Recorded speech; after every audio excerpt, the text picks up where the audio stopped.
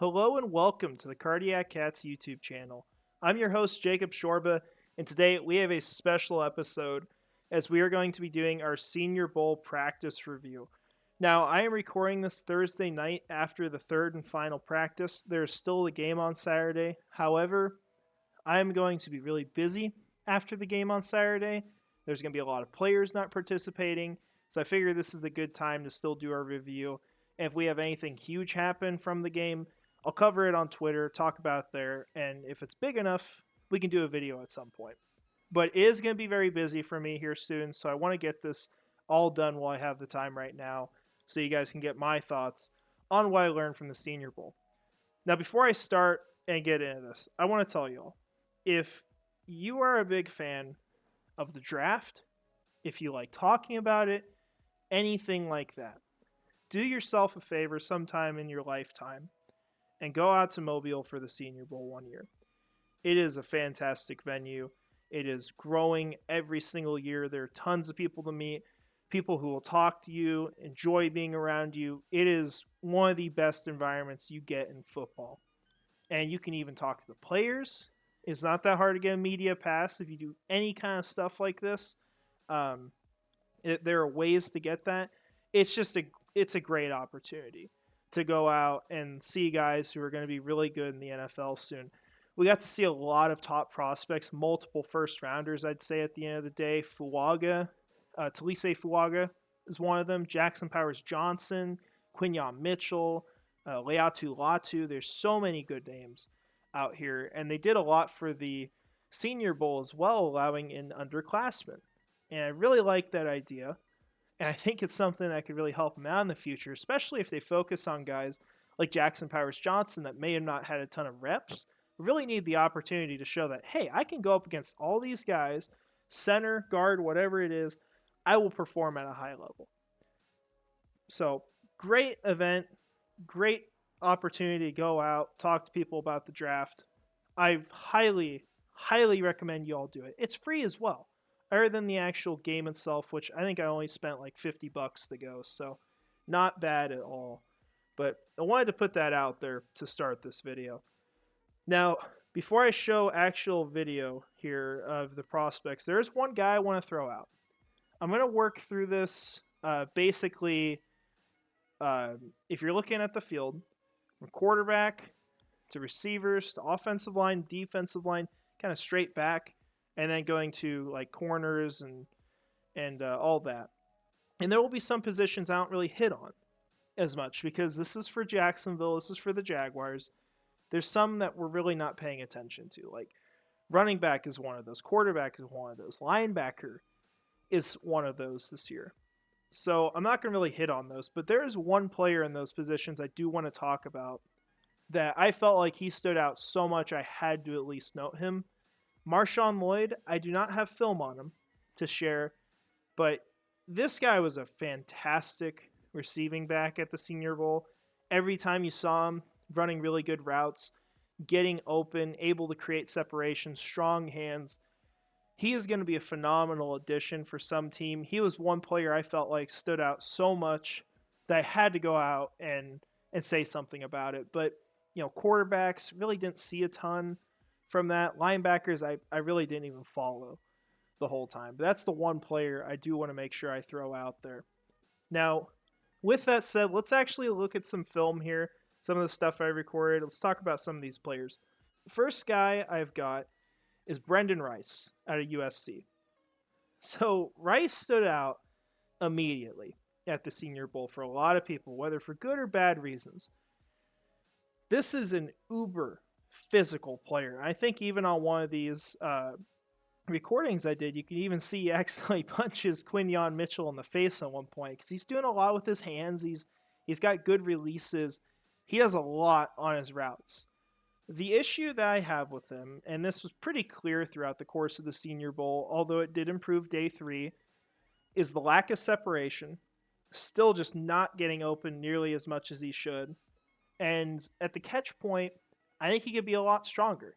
I think he could do a better job of bringing in more difficult contested catches. That stuff I would like to see improve from him.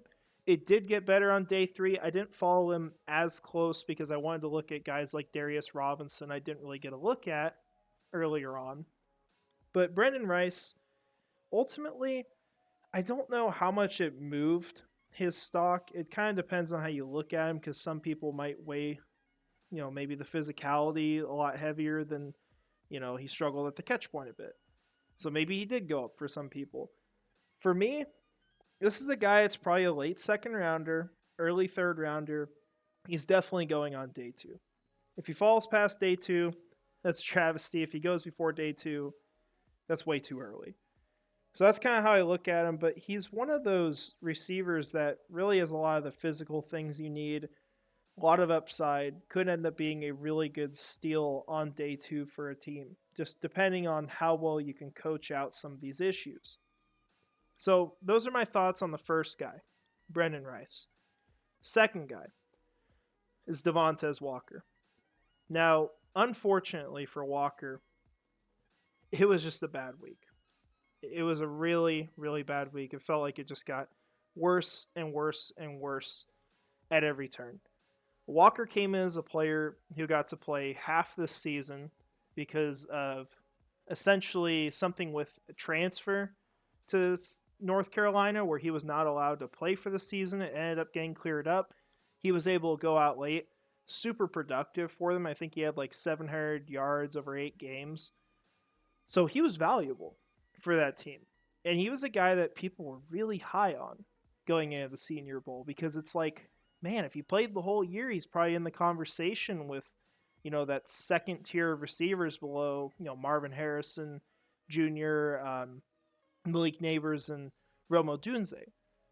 But Devontez Walker really didn't solidify himself in that. You'll see a lot of these reps, just not much of a factor. If it's any catches, he's usually struggling at the catch point. There was an immense amount of drops by him this week. I think early on, either day 3 or late day 2, he was already up to 5 drops. And I know I saw multiple of them just today. So very disappointing week from him. I think he still has a lot of upside though. And it felt like for some of these guys, the transition was just hard. It was hard to get acclimated to the environment, to work with the coaches. I think it's something I can get worked out over an off season, but it really hurt them at a time where he really had to perform because this was his big opportunity to show, hey, I belong with these guys and I should be in the first round conversation. Unfortunately, I think he's pretty clearly a second rounder at this point. I don't think he falls past that just because of the upside. He has really good physical and athletic traits. He put up one of the fastest times as well, which was one of his highlights during the Senior Bowl. So there's a lot to work with still. But this is not a player I think that you draft in the first round. So that's really where we got on Devontez Walker. And we'll see what happens in the NFL. He's a guy I'm rooting for. Definitely going to be one of my favorites as far as just the person in this draft. I hope that he gets a lot of success in the NFL.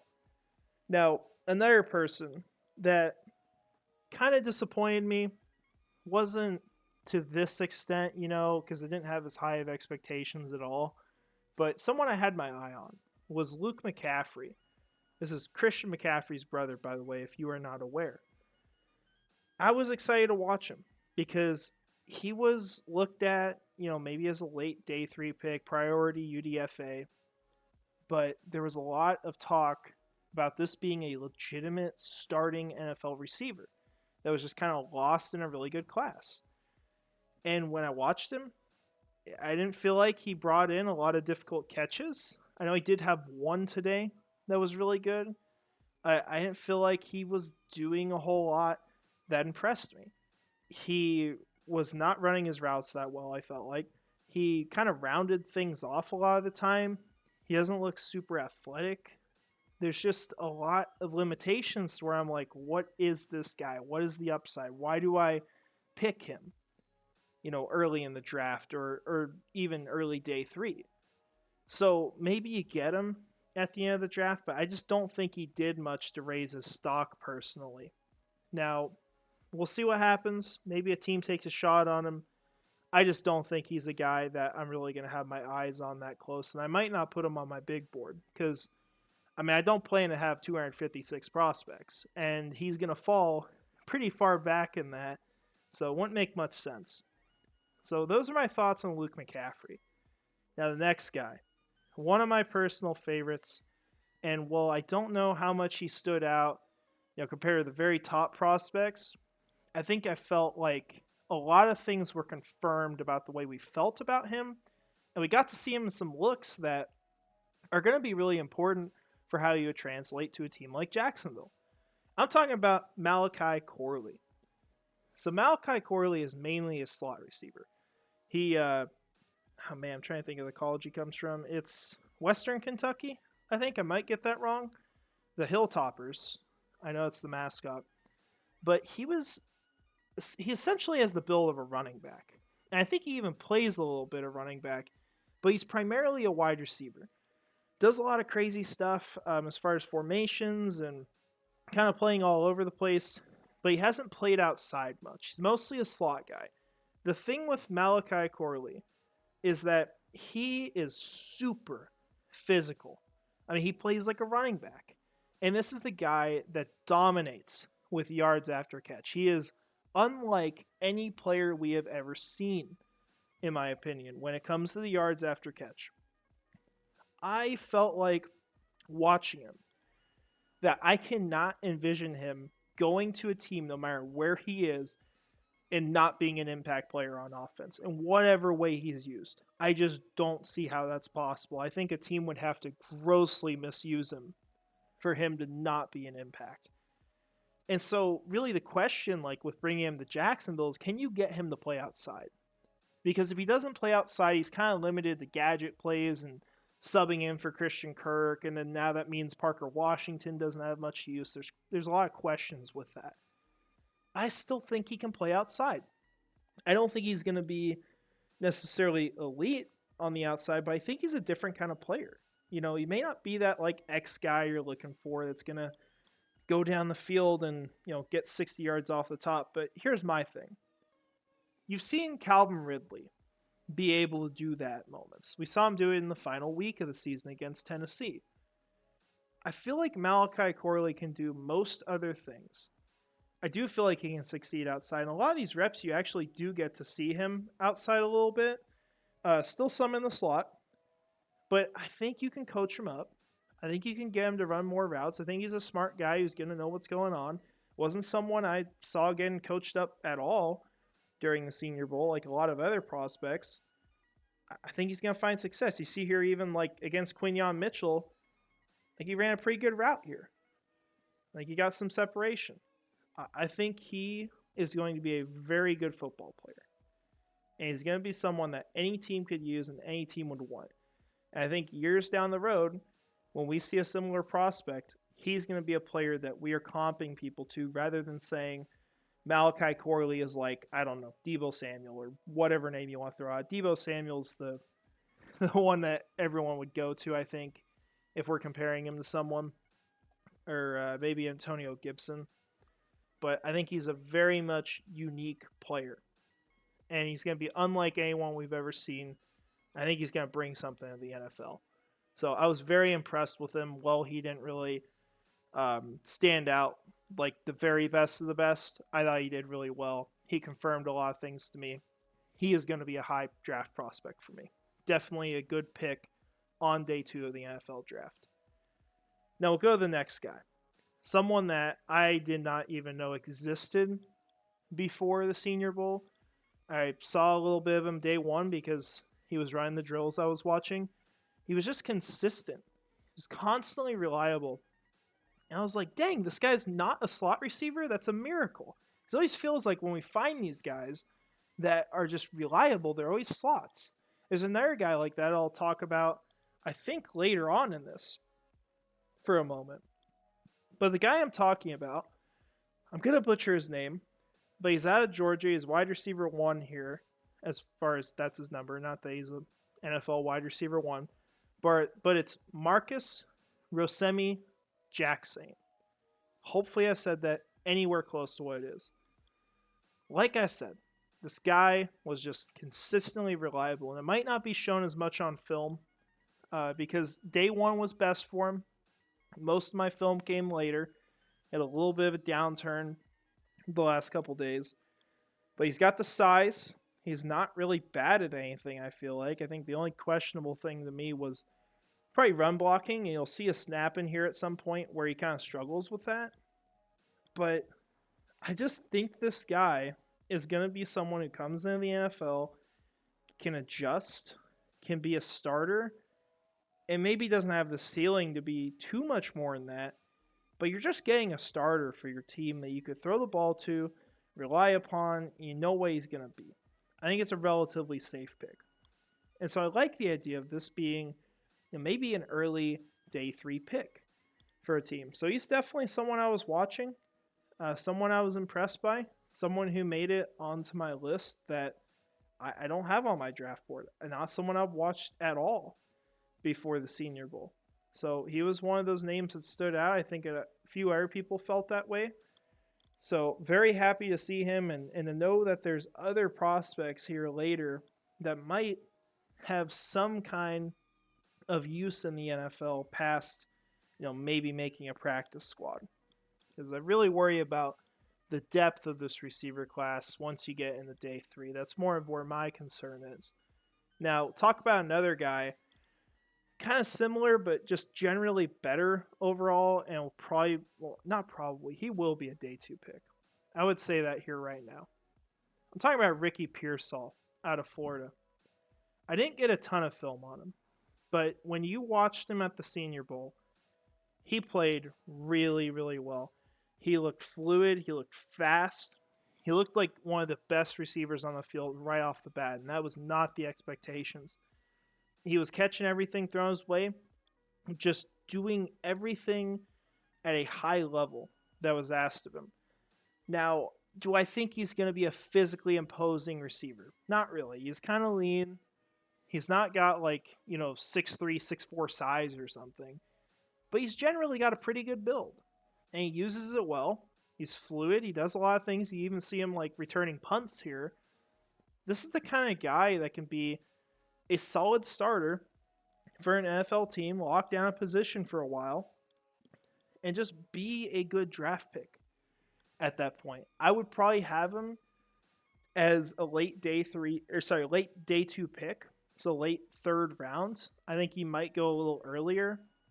And you never know with Jacksonville, too. They do need an outside receiver, and this is a guy that would very much be able to do that. Plus, they love prospects out of Florida in general. So maybe this is someone they go after. But he played really well. The big thing I took as well was his ability to create separation. Had really great cuts in his route. Just really good at that. And that's something that Jacksonville's lacked. We all know that. We talked about it for years, especially when Trevor Lawrence first came on the team. So if he can bring in separators, you're going to be very happy to do that. So he could be a really good pick on day 2 of the NFL draft. Now, I've got 2 more receivers for you guys from this Senior Bowl. First guy, only got a couple clips of him. I got a good one, though, is Roman Wilson. Coming in, he was an early day 3 pick. Someone that when you watch the film, you can see how he's useful, you can see how he plays well, and you could absolutely envision a scenario where he's worth more than where he is taken. I could absolutely see that. However, not really a player that's on my radar as much because he's a slot. We need an outside receiver. For what he is phenomenal. I don't think he is the Ladd McConkey level, but I think he is a very reliable slot receiver that's fast, can do it all. I think he's a guy who's going to produce day 1 in the NFL. And you see that on one of these clips was a one-on-one with Quinyon Mitchell. He had the option to choose any cornerback on the field to guard him. He chose the hardest one to play because Quinyon was very much the best corner on the field all week long. And he burned him on this route. You see the catch here. One-handed. I don't have the best view of it because I wasn't on the field. I was in the stands pretty low. A lot of people are around for the one-on-ones. You can also find this clip on Twitter where someone was able to view the whole thing. But point is, Roman Wilson took advantage of this opportunity to the fullest extent he could. He challenged himself even more than thought possible at first. He succeeded constantly. He beat every cornerback he played. This is going to be a really good second round pick. I don't know if he gets in the first. I think there's a lot of receivers that they're going to be outside receivers. They're going to be a little better than him. He's going to be a really great slot for an NFL team, somewhere probably in the middle of the second round. So I loved what I saw from him. Really good player, but obviously probably not a player we're looking at in Jacksonville because the size is just, I don't think, going to translate outside because, like, compared to Corley, sure, they're the same height. Corley is physical, though. He is overly physical. Roman Wilson did it well for his size. He's not at that same level, though. I can see Corley creating separation because of his physicality. He's going to succeed against press coverage. I think he could win outside a little bit too, even deep, because he can create that little bit of separation. He's a fast player too. But he's got that physicality to separate a bit if you're doing any hand fighting. So I think Corley's a little better outside for that reason, and you just got to try it at least.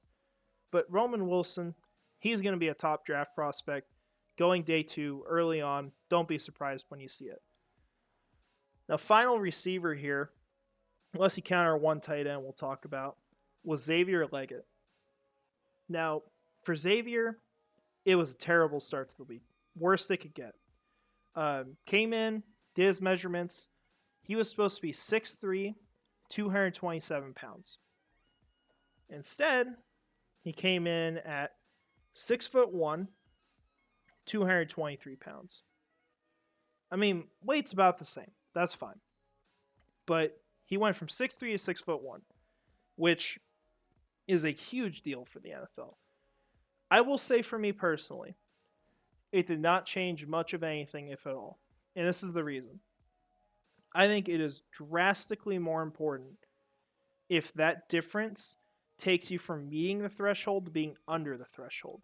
When it's already a massive plus and you're still at the size you need to be to play outside, I'm not worried about it.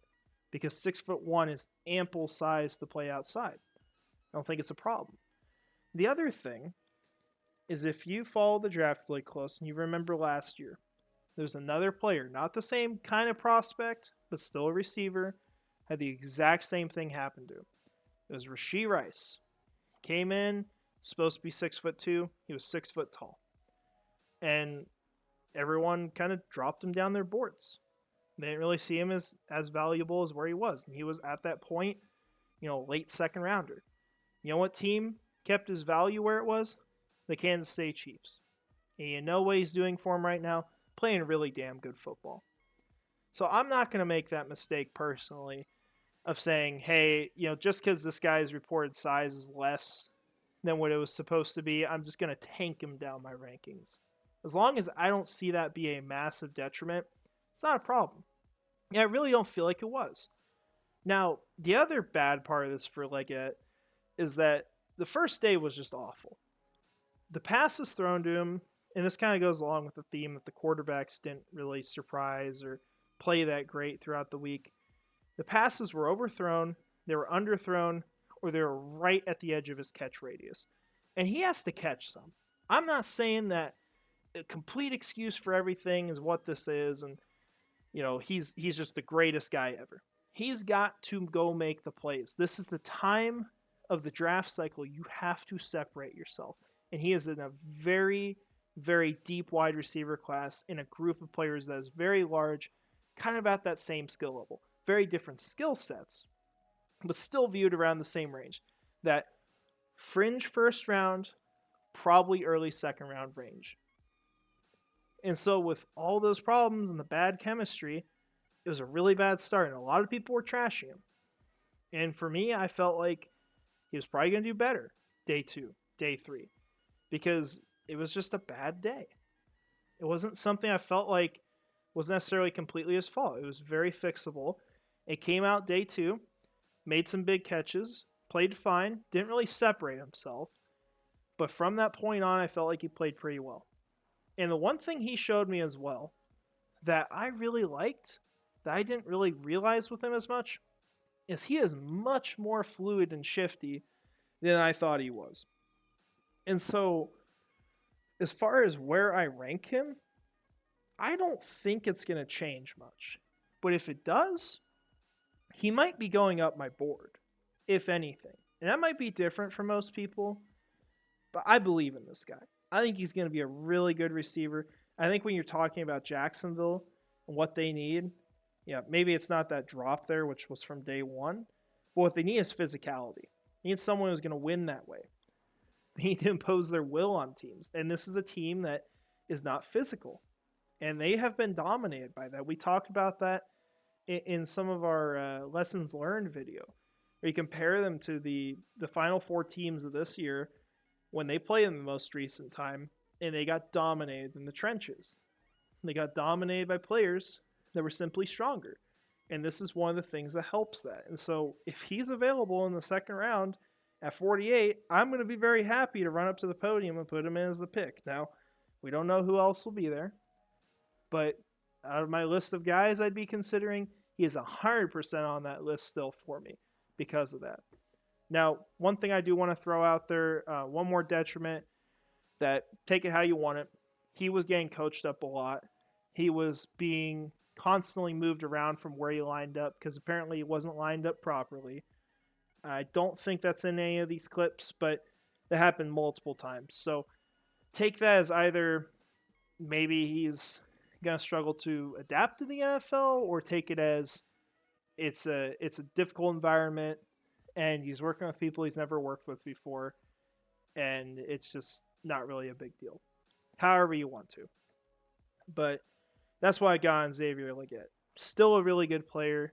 I think you got to read between the lines. You got to really think about it before you just say, hey, this guy had too many drops, I'm going to crucify him and remove him off my draft board. I don't think it's fair to do that personally. Now, we'll go to tight end really quick. I got one guy I want to talk about. That's Ben Sinnott out of Kansas State. Took me over a day to figure out where the heck he was, because he's not wearing the number he wore in college, which was 34. He's wearing 81, an actual tight end number, because he basically wore a fullback number in college. It's a guy who played tight end and fullback for Kansas State. Did a lot of different things. When I think of him in the same kind of usage as I expected for Brendan Strange coming in this year, where he plays tight end, he plays fullback, more of a blocking guy, can still receive. He just does everything that you need, whether it's at a high level or not. He's capable of doing it all. And for Sinnott, the differences in the way they play, he's not as athletic as Brendan Strange, but he is much stronger.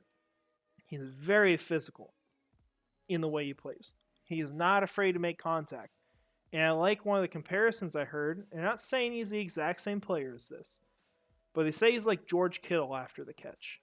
And I see that because he runs through people. He doesn't look for a way around you. He doesn't look to just throw a spin move at you. He is not afraid to go through you. When we talk about needing physicality, this is the player that fits that. Now, how important is tight end / fullback? Not really that important, right? Like, fullback you can argue for. You're not picking that day one, day two. And then tight end, you're pretty well stacked. So if he's there, day three, maybe like 5th round, he is a player I'm taking. I think that's a good point to take him. I think a team that needs this should probably take him earlier, but that's probably where I'd take him for Jacksonville. So I really like the idea of him coming here. It really just depends on where he falls in the draft. For you guys out there that really like him, I did get to talk to him for a moment after the practice today. I just kind of threw out the idea of like, hey, would love to get you down in Jacksonville. He said he'd be up for it. So take that how you want. But I mean, I'm sure he wants to go to a lot of different teams and would play for any of the 32, but he'd very much like it. So that's our one tight end here. Now we're going to move to the offensive line. This is where most of my notes are going to be at for the rest of this. And there are some players I'm not going to get to in this. I just didn't get to see enough to where I can really properly evaluate them or give you guys enough notes, or maybe I didn't get enough film. These are the ones I feel the most comfortable talking about from the Senior Bowl. So Jackson Powers-Johnson, that's where you got to start on the offensive line. It's an easy choice. He went from a second-round pick, probably an early one, to a clear first-round pick. If he doesn't go in the first round, that is a travesty. This guy has played right guard for half a year and center for a year. Not a ton of starting experience, yet he is phenomenal. And the thing that impressed me the most about the way he plays is his ability to basically counter every single move you throw at him, whatever it is. Even if he gets beat, he has the mirroring ability at 334 pounds to kick back and to block you and to recover. Even if he's getting pushed, he finds a way to anchor. I just didn't see him lose. The whole time he was out there, everything was a win. He was pancaking guys. He was just dominating. And you think of what Jacksonville needs. You can clearly understand why the fans love this guy so much. It's not only that he's named after Jacksonville, which is a legit thing. That's why he's named Jackson. It's not just that. It's the fact that you take a huge need, which is center, where you have Luke Fortner, who is the epitome of this team not being physical, and you replace it with probably one of the most physical players in this draft. One of the most dominant ones as well. I just think this kind of move would be great for the team. Now, we'll see at 17, like, where does he rank? Is there a player that's better? He has to be in the consideration at bare minimum. I can understand why you take him at 17. This is a player that's going to be good. There's no ifs, ands, or buts. He's going to be very good, and he is probably going to be an all-pro, probably going to make Super Bowls, or not Super Bowls, gosh, Pro Bowls. He's going to be one of the best in the league. And hopefully he makes Super Bowls too, because he's that good. But this team's got a lot else to do as well to get to Super Bowls or wherever he goes to. We'll see. But great player. I've been kind of reluctant to move him up. This happens every year with players where I think part of it is like, I'd prefer he was a second, right? I prefer you were able to somehow steal him at 48. But it's not realistic at a point, and you got to put these players where they're valued. And Jackson Powers-Johnson is the perfect example of that. This is the first rounder. No ifs, ands, or buts anymore. That's official, and he'll go up my big board very, very soon. So loved what I saw out of him. He might be the best performer of the weekend, and he is an example, like I said earlier, of the kind of player that you invite to the Senior Bowl that may not be a senior. He's an underclassman, but he needs this opportunity to go show, yeah, I did this year. I can continue doing it. This isn't a fluke. So I love the idea of bringing out players like that, and this was a huge win for the Senior Bowl to get him out there. Now we'll go to the next guy. Someone I was disappointed in.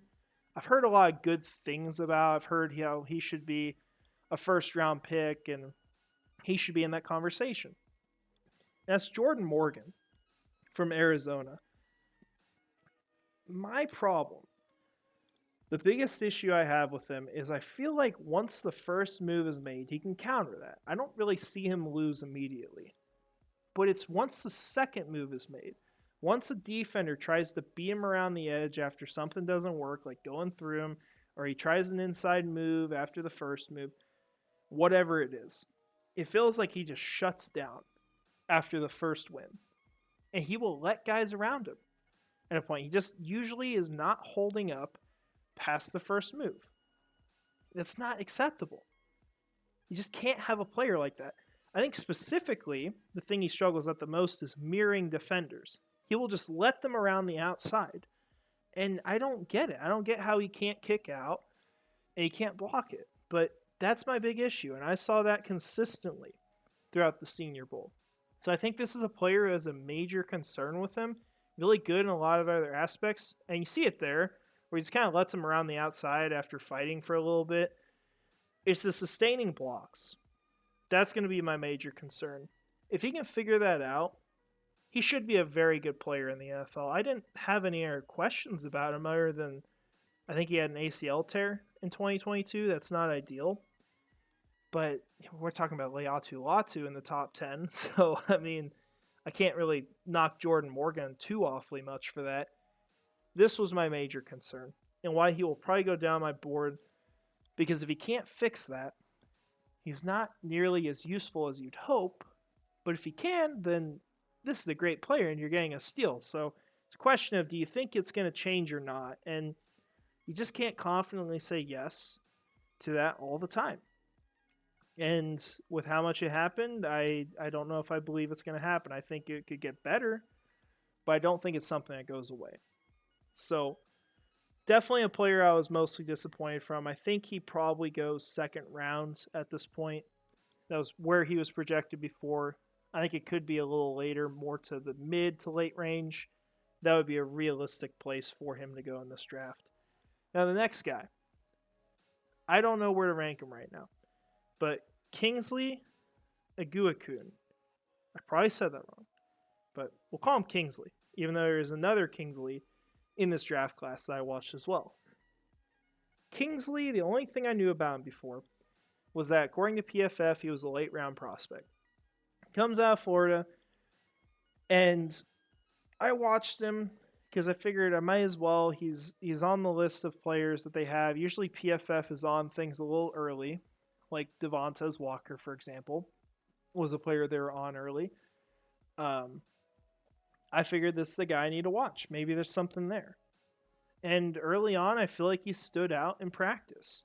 He was not perfect, but he had some good plays. The one I liked, you'll probably see it on this film.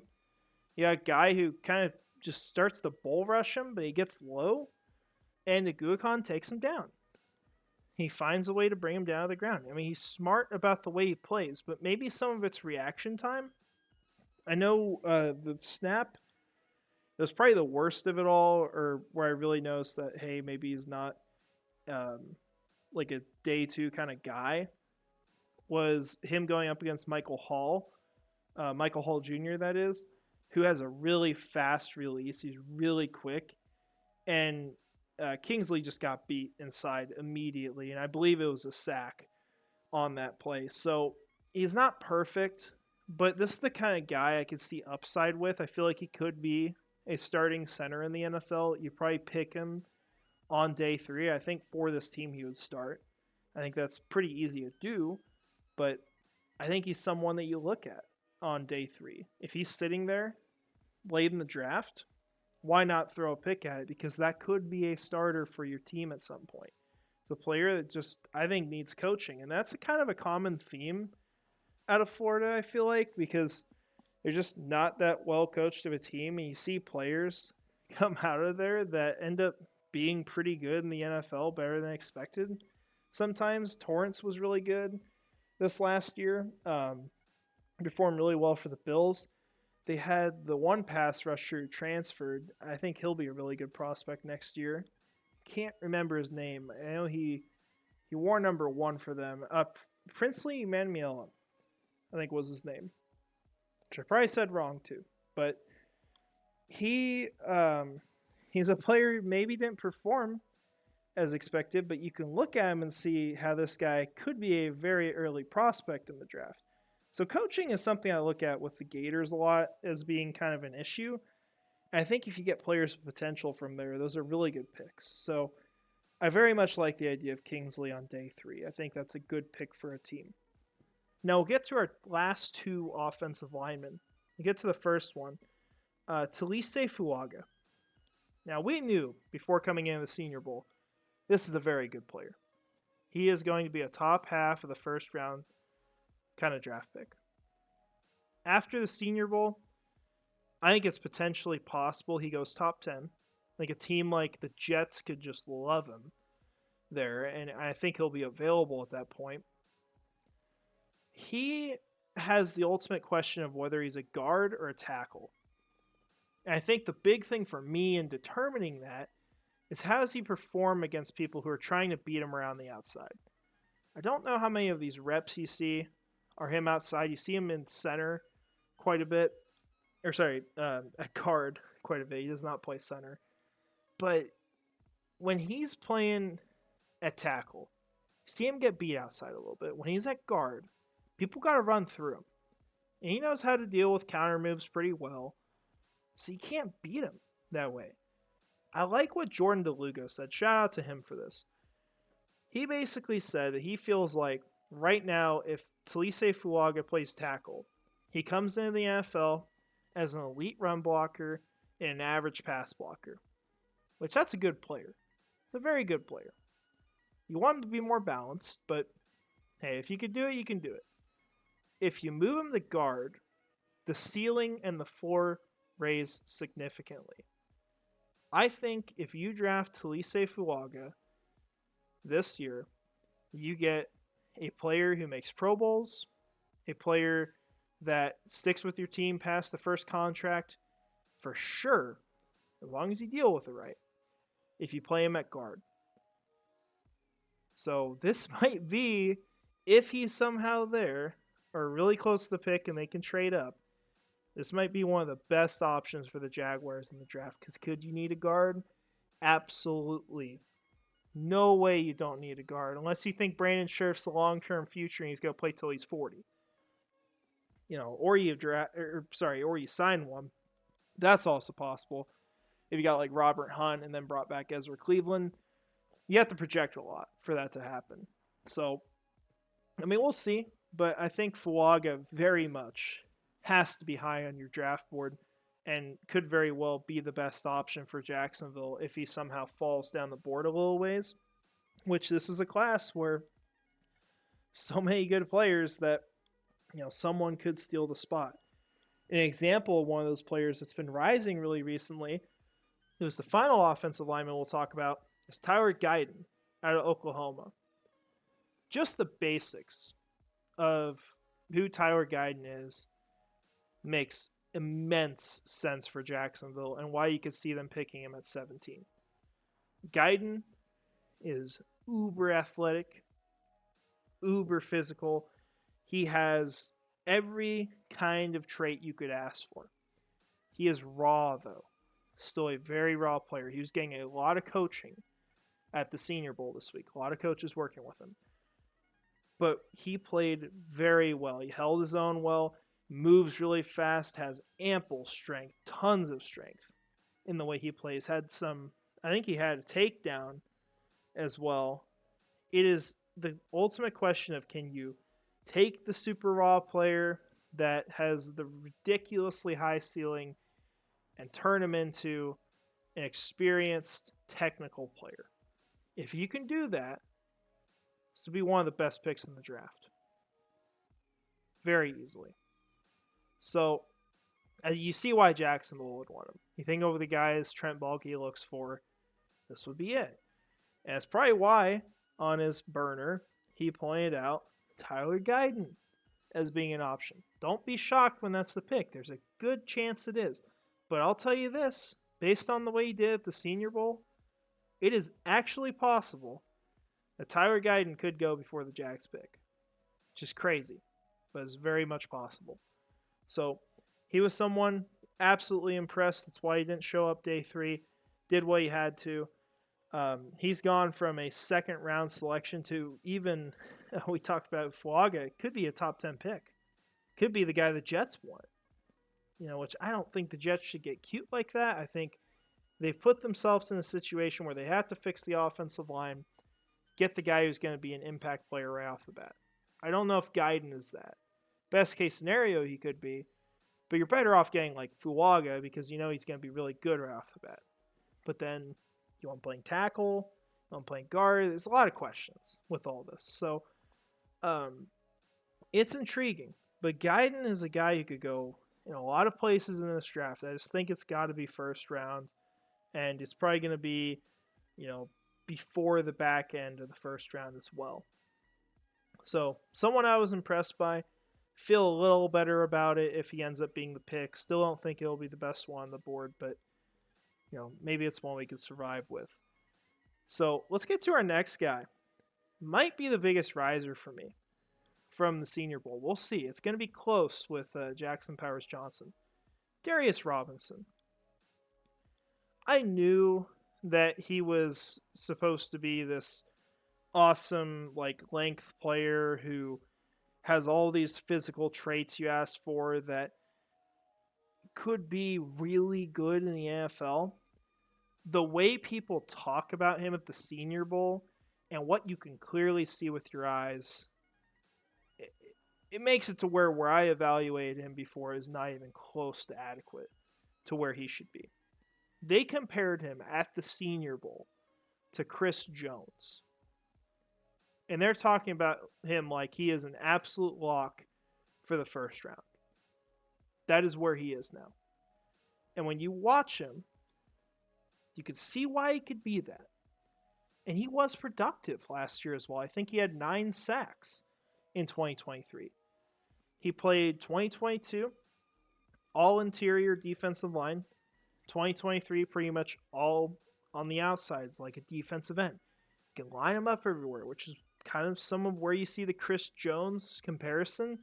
I don't think Robinson is as big as Chris Jones, but this guy, you watch him on film, you watch all these reps going up against people, he wins.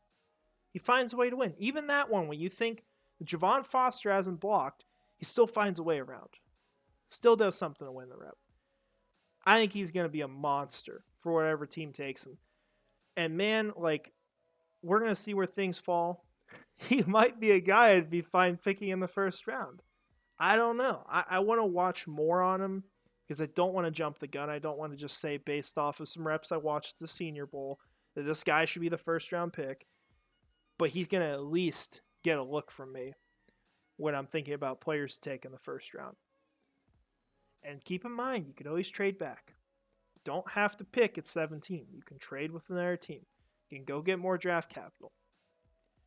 Keep in mind, too, a guy I feel like he's very similar to, as far as the ascension, kind of coming out of nowhere, physical traits guy, Will McDonald last year.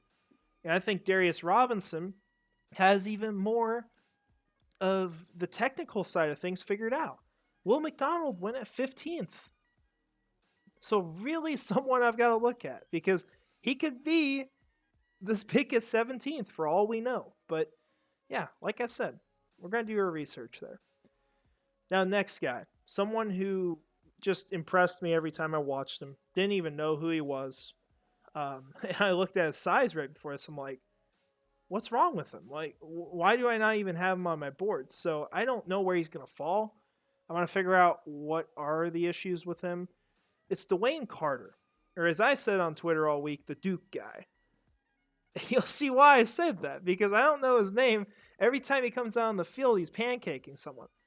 I mean, you can see the power in these plays, but the big thing with him, and it's kind of the same as Michael Hall, who I'm not going to talk about on here, but you keep this note on him.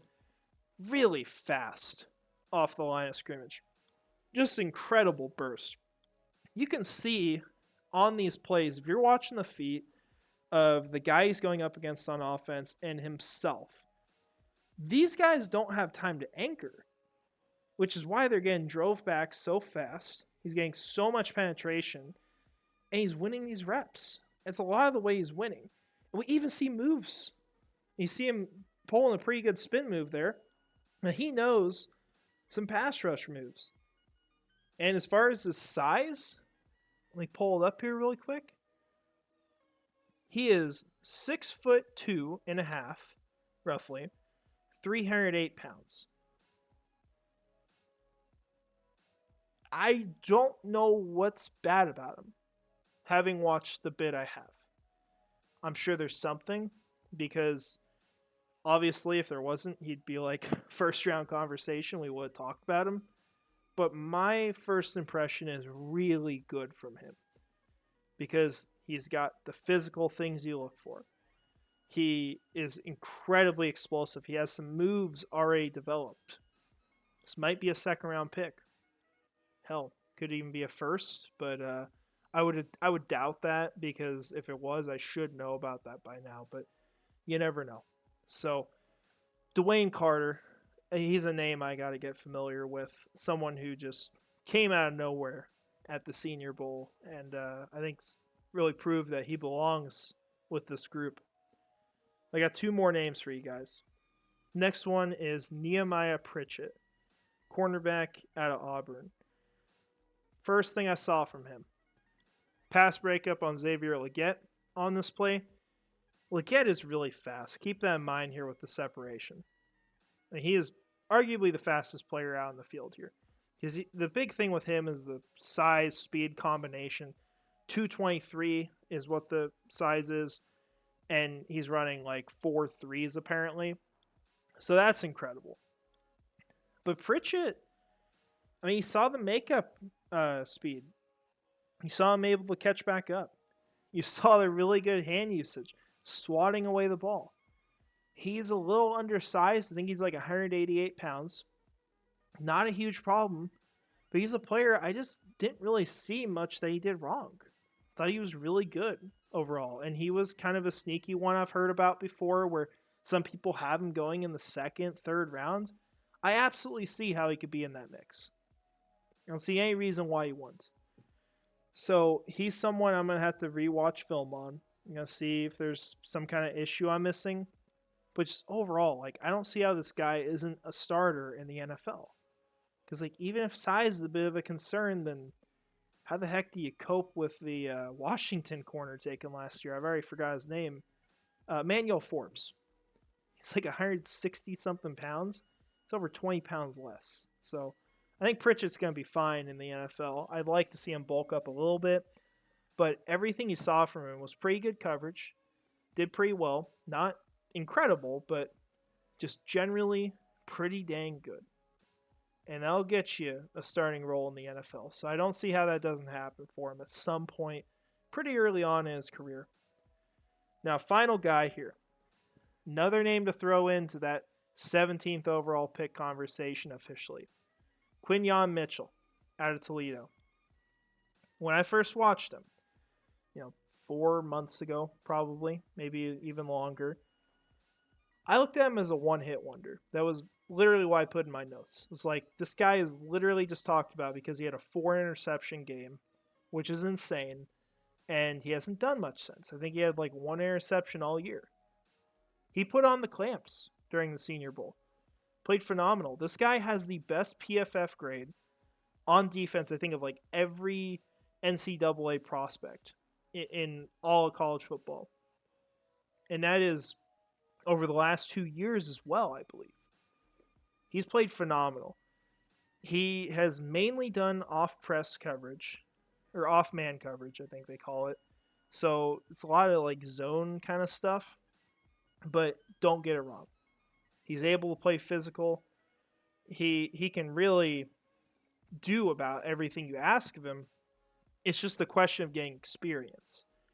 And so one guy I really like is Terrion Arnold at cornerback, because I think he's a guy that's kind of similar. Like, he needs a little bit of experience. But everything I've seen, I don't see how he can't do stuff. I don't see how he can't figure out man coverage, zone coverage, and really be able to play like slot and outside. For Quinyon Mitchell, I think he's even closer on a lot of these things, but I don't think he has the slot versatility as much. Although, if you pick him, someone's got to move in at the slot. That has to happen. So maybe he does. Maybe he learns it. I don't know exactly why he went, but like, no experience there pretty much at all. Whereas like Terrion Arnold has played quite a bit in the slot over his college career. So these are two prospects that are going to be really close for me. And maybe right now, Terrion Arnold's the one that has the edge, but Quinyon Mitchell at 17 isn't going to make me angry at this point. I think he could very well be worth that pick based on the way he played. Just great physical attributes, great play. He's just been good for a very long time. And he was a player that stole the show at the Senior Bowl. You got a lot of guys you can try to throw on that list, right? You got him, you got Jackson Powers Johnson, Tyler Guyton, Roman Wilson, even throwing like Ladd McConkey. We didn't talk about him on here. I just kept him off because he's a slot guy. But he was phenomenal too. The amount of separation he got was insane during the Senior Bowl. But I don't see how Quinyon comes in the NFL and isn't a really good cornerback. And I think the ceiling is immense. I think this guy could be one of the best ones in the NFL. So why do you not pick that? We'll see where he falls at the end of the day, but he's the pick I'd be very happy with for the Jacksonville Jaguars. So those are all the players that we're going to talk about today. It was a really exciting time out there. I learned a lot. It's interesting to see measurements here too. It seems like every year all the players end up being smaller than expected, and regardless of that, man, you're around them, you're up close with them, it never feels that way. They're huge players. Some of the offensive linemen are just ridiculous, but it is a very exciting draft class. Tons of talent. It's one I think it'd be hard to miss in a lot of spots. Not that I want to challenge the Jaguars to miss, because I know they could very well pull that off, unfortunately. But really good group of guys.